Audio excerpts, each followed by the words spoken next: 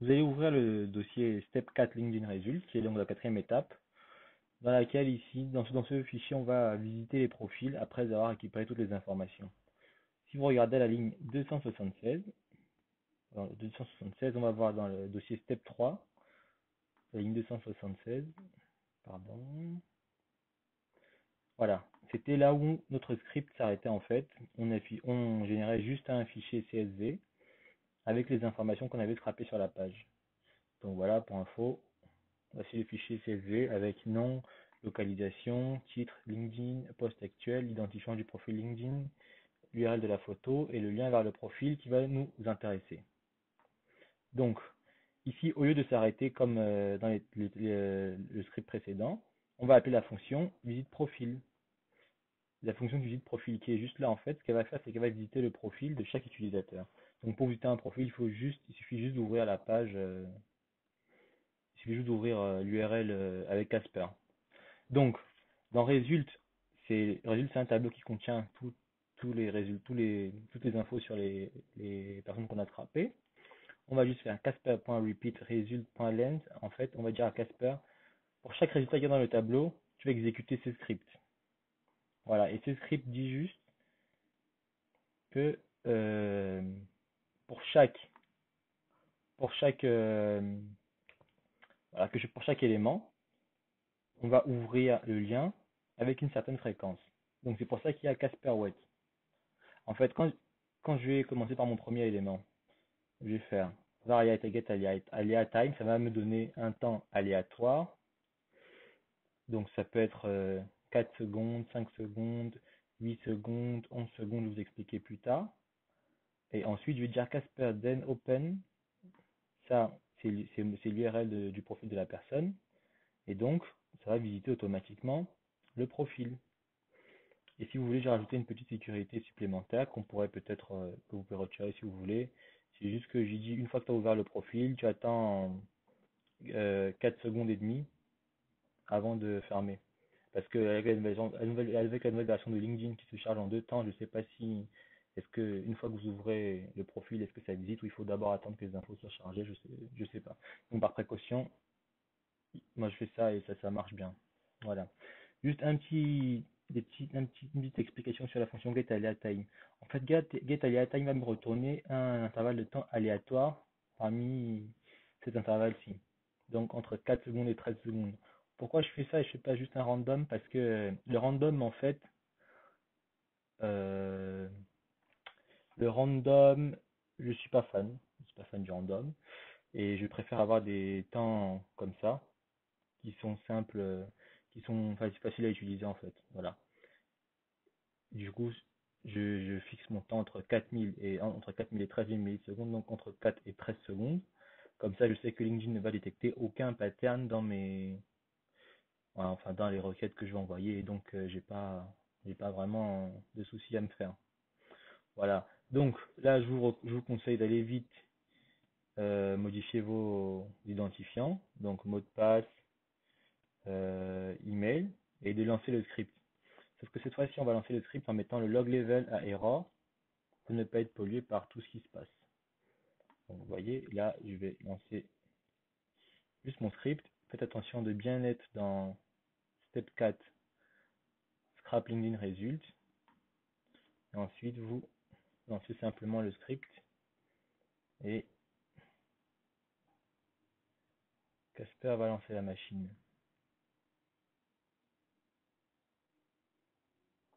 Voilà, il faut attendre un peu. Voilà, là, on a chargé la page de connexion. Vous voyez, on n'a plus toutes les informations log et infos, des bugs qu'on avait avant.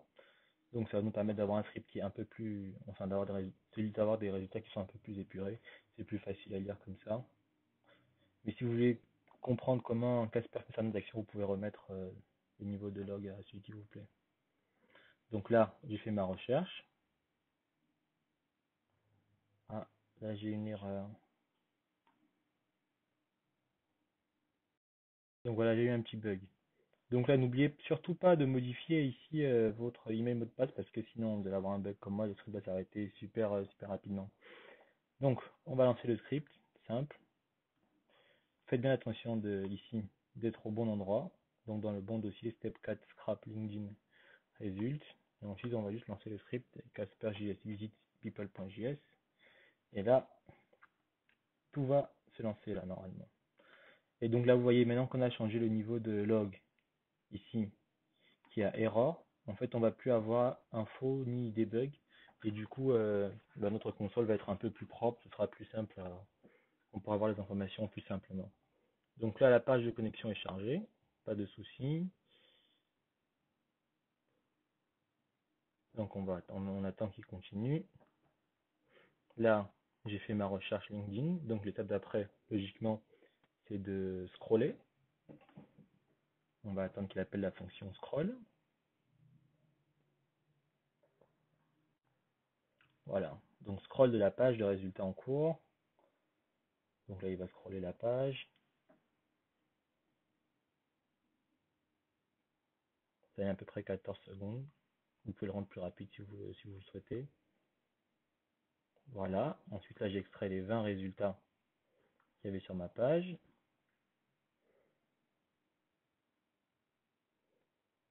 Et ensuite,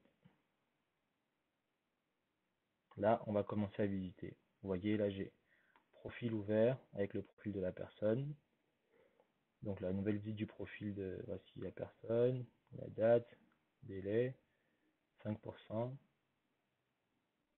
Je vais attendre un petit temps avant d'aller visiter un deuxième. Bon, là, vous voyez, il y a page error. Alors, c'est très intéressant parce que ça montre comment LinkedIn fonctionne. En fait, même si vous tapez dans votre navigateur, si vous copiez cette adresse cette URL là et que vous tapez dans votre navigateur, en fait, vous allez voir que votre navigateur va vous rediriger. Donc, c'est pas c'est pas très grave parce que parce qu'en fait, ça fonctionne comme Casper fonctionne comme si vous travailliez à la main. Donc, il y a pas de souci même si vous avez une erreur, c'est pas grave. C'est surtout que si vous revenez ici, si vous allez dans le dossier screenshot, ici, profil visité, vous voyez, vous avez bien le profil des personnes.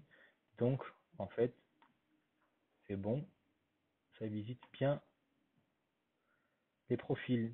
Par contre, si vous vouliez récupérer des infos sur cette page-là, il faudrait euh, attendre soit plus longtemps sur la page avant d'extraire résultat, ou alors faire scroller cette page pour afficher tous les résultats dispo, les expériences, etc., les écoles que la personne a fait, etc.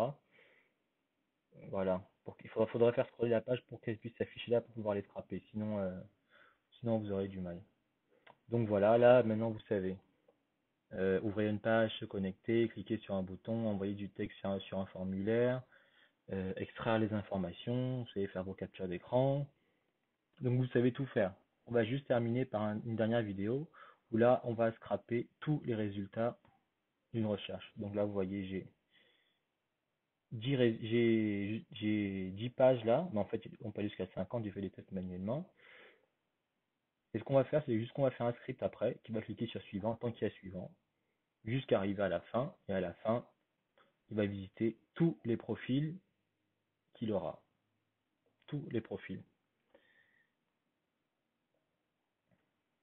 Si vous attendez la fin du script ici, vous allez voir que vous allez avoir un nouveau fichier CSV qui va être généré.